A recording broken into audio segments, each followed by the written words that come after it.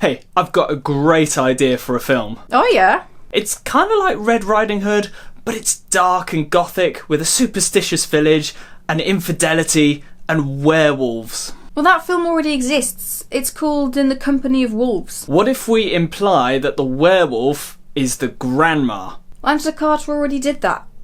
But then what if we imply that the werewolf is the woodcutter? Carter did that too. Okay, but what if we imply that the werewolf is Red Riding Hood? Carter's done that too.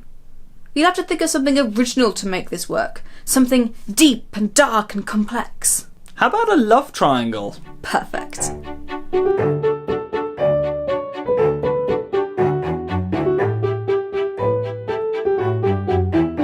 Red Riding Hood by Sarah Blakley Cartwright and David Leslie Johnson is a gothic retelling of the traditional fairy tale Little Red Riding Hood.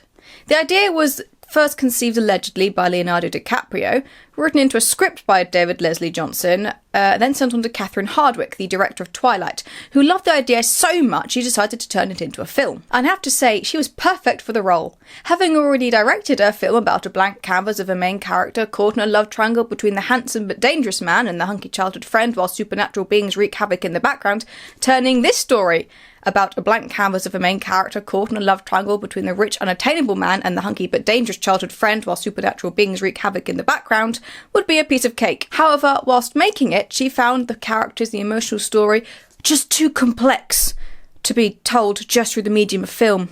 So she commissioned Sarah Blakley Cartwright to write the novel. Understandable. Film is very limiting as you are confined to just using music, sound design, composition, camera movements, editing, dialogue, colour, lighting, props, costumes, makeup, set design.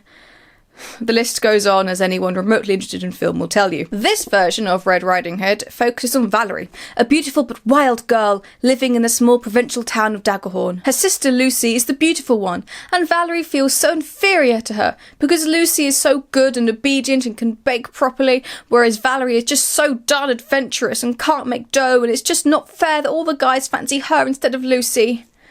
Sorry, getting off topic. Daggerhorn is plagued by a werewolf. Once a month, on the full moon, the wolf comes, and the villagers have learnt to leave out sacrifices of animals on these nights so that the creature doesn't take one of their children instead. However, during the harvest, a rare phenomena takes place, the blood moon. 4 consecutive nights of the wolf, and on the first night tragedy strikes. Lucy is killed. When an expert in this field arrives and reveals that the werewolf is one of the villagers, Daggerhorn falls into disarray. Neighbour turns against neighbour as they all try to work out who is the imposter. Werewolf. There's also a rather forced love triangle between Valerie, Henry, the blacksmith's son and richest bachelor in the village, and Peter, Valerie's childhood friend, who disappeared mysteriously one day and suddenly returned, aloof and surly. Spoiler alert, neither of these plot lines are executed well.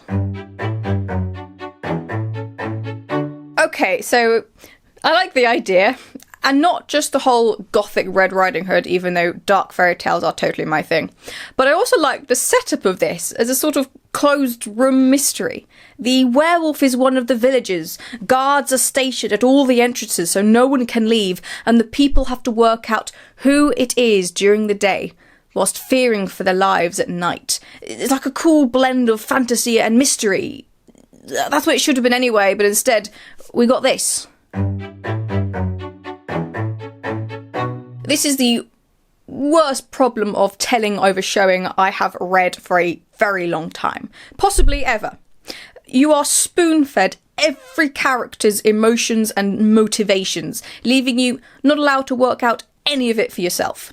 It's very difficult to follow. I think this was because no one had a particularly distinct voice, and the authors preferred using actions over dialogue tags to show who was speaking, which can create this strange sort of separation of action and speaking. And also lots of he and she instead of names, which didn't help, because I didn't know who was talking half the time. The romance is so tiring. It's a very forced love triangle with the flattest of romantic interests and the flattest main character. Why do the villagers know nothing about werewolves? They've been plagued by one for years. Probably because the villagers are idiots. Hell, everyone in this is an idiot. Father Solomon, the werewolf hunter, who's basically a cross between these two, decides not to tell the villagers anything of use until they're all under attack and several have died. The villagers, upon hearing Father Solomon is on his way, decide they don't want some fancy schmancy expert and just go out to kill it themselves. Also, what is the dealio with Father Solomon's daughters? Their tragic backstory coincides with Father Solomon's, of course, because they're related, but they act like it's just happened, whereas he acts like it was years ago and he's honed his skills since then.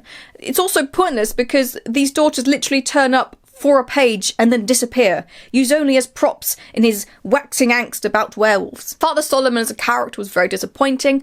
I was hoping for a sort of Javert character, hard set in a world of black and white morality and forced to challenge his own views as the mystery unravels. Instead, he was just every other religious zealot with no redeeming features. Generally, this is very clumsily written. It reads like the authors only have a vague idea of how to write. Lots of visuals and feelings, but too many abstract similes and explicit emotions instead of poignant imagery and implied emotions.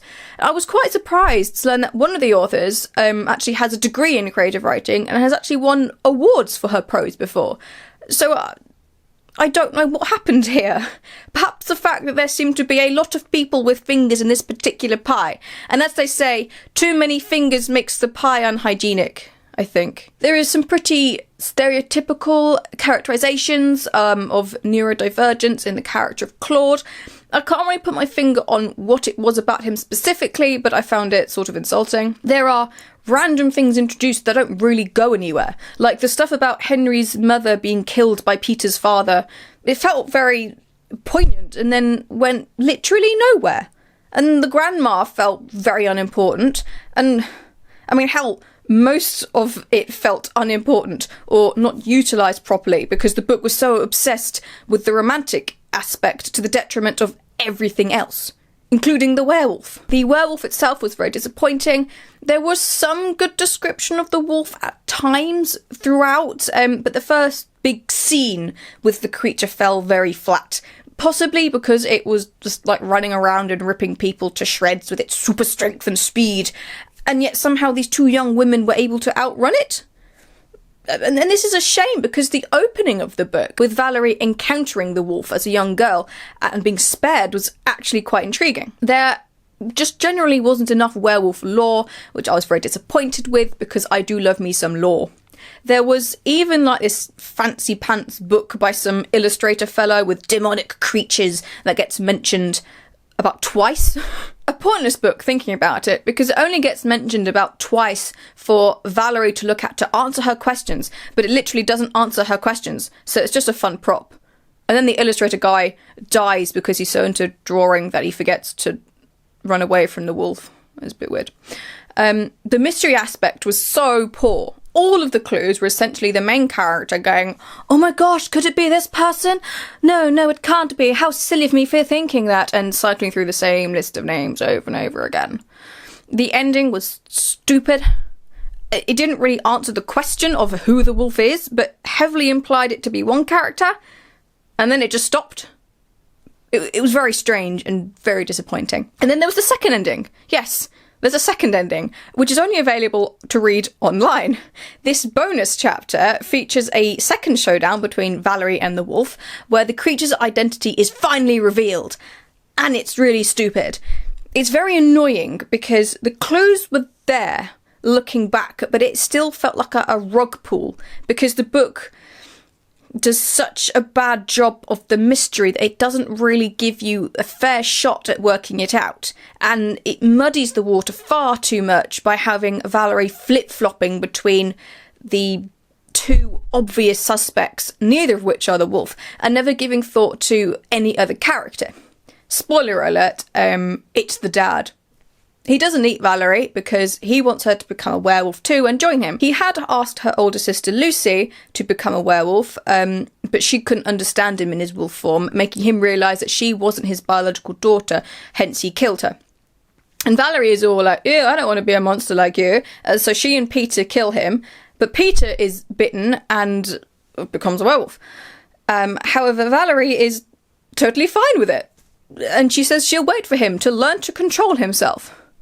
So when your father, who raised you, turns out to be a werewolf, it's terrible, but when the grumpy hot guy turns into one, suddenly it's okay? It also raises questions about whether or not the werewolves are aware of their actions as a wolf. Can they control themselves? The dad seemed conscious when transformed because he made informed decisions about killing Lucy and talking to Valerie and dealing out retribution on other characters. But if he knows what he's doing and can control his actions, why attack people at all? Why go on murdering sprees? Either you lose your humanity as a wolf, or you don't. And why doesn't he just tell Valerie it's him when he first talks to her as the wolf, instead of being all, join me or else? I mean, he could have said, hey, it's me, your dad.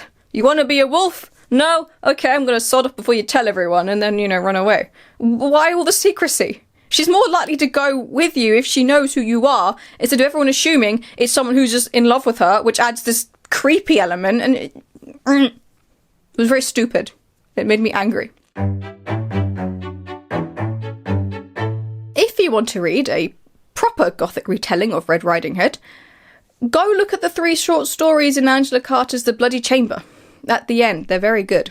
If you want to watch a dark Gothic film about werewolves and Red Riding Hood, go watch In the Company of Wolves. Be warned, some of the visuals are grim, even if it was made in the 80s. It feels somehow wrong to talk about the book without mentioning the film at all. But I don't really want to go into detail, so all I'll say is this. The film, whilst having many of the same issues, is both better and worse. Worse because it has even less of an excuse for the complete lack of atmosphere and intrigue, but better because it only takes a couple of hours to watch compared to the several needed to read this. But to be honest, neither are worth the time.